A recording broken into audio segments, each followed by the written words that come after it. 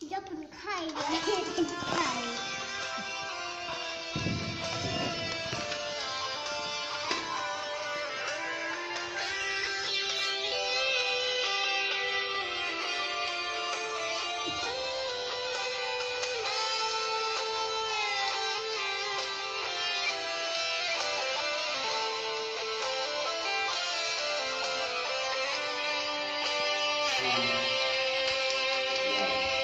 ในค่ำคืนที่เงียบเหงาเห็นแสงแวววาวของดวงดาราส่องมาจากฟ้าที่แสนไกลเป็นกำลังบังเกิดของพระผู้ไทยบรรทมในทางแยกที่เป็นเลนเมื่อเราหลังทูตสวรรค์บอกเล่าข่าวดีแก่คนเลี้ยงแก่ว่ารัศมี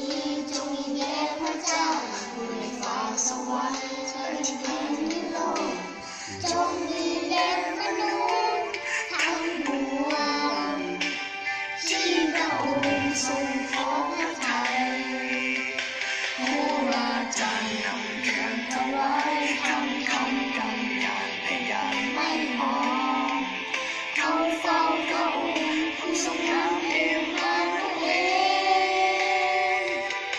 พระองค์คือความหมายของคริสต์มาสที่เราฉลองกันเป็นความรักพระองค์พระเจ้าที่มอบให้แก่มนุษย์ทุกคนผู้ที่เชื่อและวางใจในพระองค์จะพ้นจากบาปทั้งหลายขอเธอ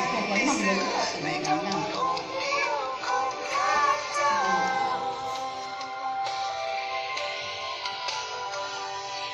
ในค่ำคืนที่เหน็บหนาวเป็นแสงแวววาวของดวงดาราส่องมาจากฟ้าที่แสนไกลเป็นกำลังบังเกิดของพระผู้ไทยบรรทมในทางแยกที่เบธเลเฮมเมื่อเรานั่งทูตสวรรค์บอกเล่าข่าวดีแก่คนเลี้ยงแก่ว่ารัศมีจงมีแด่พระเจ้าอยู่ในฟ้าสวรรค์และแผ่นดินโลกจงมีแด่มนุษย์ทั้งปวงที่พระองค์ทรงขอพระทัยโหราจารย์นำเครื่องถวายทั้งคำกำยานและยังไม่หอมเขาเฝ้าพระองค์ผู้ทรงงามเอมานุเอลพระองค์คือความหมายของคริสต์มาสที่เราฉลองกันเป็นความรักขององค์พระเจ้าที่มอบให้แก่มนุษย์ทุกคนผู้ที่เชื่อและวางใจในพระองค์จะเป็นคนจากบาปทั้งหลายขอเธอเชื่อและนำความเดียวของพระเจ้า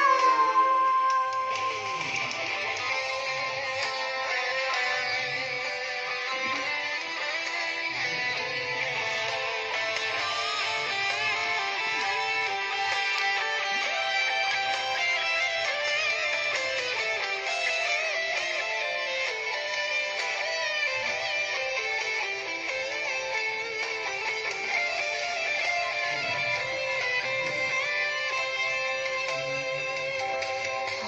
ราจารย์นำเครื่องถวายทั้งคำกำยานและยานไม่หอมเขาเฝ้า